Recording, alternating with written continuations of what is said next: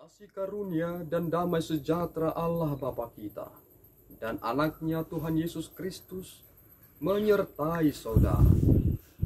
Amin. Shalom, saudara-saudari yang terkasih di dalam nama Tuhan Yesus Kristus. Senang bisa menyapa saudara di tempat saudara berada hari ini dalam dimensi yang berbeda, tetapi dalam dunia yang sama. Sebagai insan yang diciptakan untuk Tuhan, sebelum kita melakukan rangkaian aktivitas kita pada hari ini, marilah kita mengawalinya dengan mendengarkan firman Tuhan.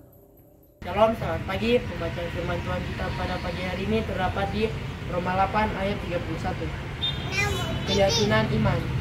Sebab itu apakah yang akan kita katakan tentang semua itu?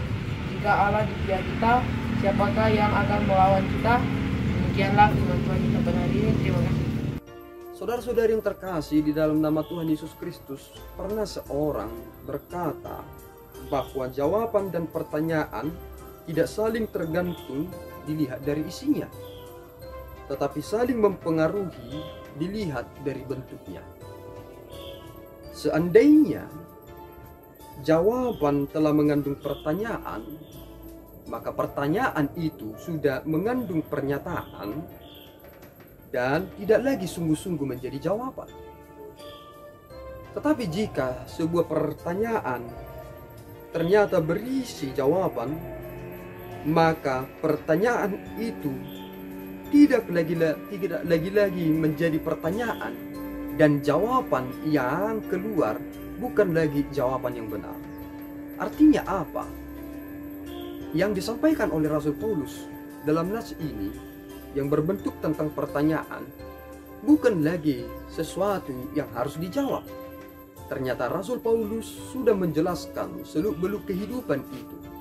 Dan ketika kita sudah mendapatkan pernyataan yang benar dan tegas, kemudian diikuti dengan sebuah pertanyaan yang bukan menjadi pertanyaan, itu ingin memancing reaksi kita untuk memberikan pandangan yang baik dan benar. Karena ternyata ketika Rasul Paulus memberikan ucapan yang berbentuk pertanyaan dalam nats ini, perlu sekali kita memahaminya dengan baik dan benar. Bukan berarti saat Allah berpihak dengan kita, maka kita tidak memiliki musuh. Malahan Rasul Paulus memiliki banyak musuh dalam arti khusus. Siapa musuh-musuh oleh Rasul Paulus? Adalah mereka yang tidak menerima Injil Kristus, yang tidak menerima Yesus itu sebagai Tuhan dan Juru Selamat. Dan ini menjadi penekanan yang sangat penting. Bagaimana pengakuan iman itu harus merespon tantangan-tantangan zaman. Saudaraku yang terkasih di dalam nama Tuhan Yesus Kristus, ada ungkapan yang terkenal yang mengatakan demikian. Alkitab adalah norma yang menentukan atau norma normans, dan pengakuan adalah norma yang terbentuk atau norma normata. Artinya apabila ada sesuatu yang terjadi di kolong langit ini, maka seharusnya iman kita dapat bereaksi dengan memberikan jawaban.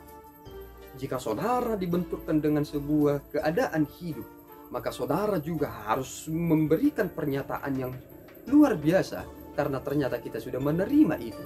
Itu mengapa Rasul Paulus berkata, tidak ada yang dapat memisahkan aku dari kasih Allahku, baik hidup maupun mati, baik malaikat atau penguasa, baik apapun yang ada di dunia ini tidak bisa memisahkan aku dengan kasih Tuhanku. Mengapa? Karena aku telah menerimanya itu dalam anugerah pemberian dalam Yesus Kristus. Sehingga pengakuan itulah sebenarnya yang menjadi bentuk reaksi kita, bagaimana kita telah menerima dan memahami siapa itu Allah bagi kita. Orang-orang yang memiliki iman yang luar biasa akan terlihat bagaimana mereka memberikan respon, akan terlihat bagaimana mereka menghadapi persoalan hidupnya. Karena seorang pengkhotbah terkenal ketika dia diwawancarai, ditanyakan sebuah pertanyaan yang menohok yang belum pernah dia terima ketika dia diwawancarai. Si pewawancara bertanya kepada pengkhotbah terkenal itu, seandainya kamu nanti sudah berada di dalam surga, apa yang kamu akan katakan?" Ternyata pengkhotbah itu berkata, "Aku lega." Mengapa ia mengatakan demikian? Karena ternyata dia berprinsip bahwa kita sedang berjalan kepada sorga.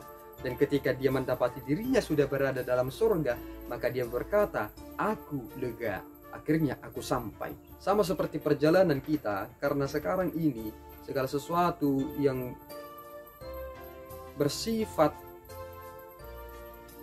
atau perjalanan yang jauh yang menggunakan pesawat harus menggunakan PCR.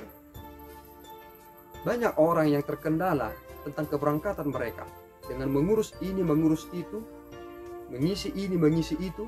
Akibatnya mereka terkendala dalam perjalanan mereka. Tetapi ketika mereka menghadapi proses yang sulit itu dan ternyata mereka sampai ke tujuan mereka, mereka akan berkata, "Aku lega, akhirnya aku sampai." Demikianlah kita seharusnya berkata ketika kita nanti dalam kerajaan surga kelak. Kita harus berkata, "Aku lega." Saudaraku, jika Tuhan sudah berpihak dengan kita, siapakah yang akan melawan kita? Pasti banyak, tetapi kita akan memenangkan itu karena kita bekerja untuk Tuhan. Amin. Kita berdoa. Ya Allah Tuhan kami, terima kasih atas pengertian yang Engkau beri. Kami telah menerima anugerah pemberian Tuhan bahwa Engkau telah berpihak bagi kami dalam anak-Mu. Jadikan kami menjadi pribadi yang baik ya Tuhan, sehingga kami mempedomani kasih Kristus yang hidup dan matinya sesuai dengan tuntutan Tuhan. Ya Bapa, ampunkan kekurangan kami dan dimuliakan nama-Mu. Dalam Yesus kami berdoa dan mengucap syukur. Anugerah Tuhan kita Yesus Kristus, kasih setia Allah Bapa, dan persekutuan Roh Kudus menyertai saudara. Amin. Tuhan Yesus memberkati.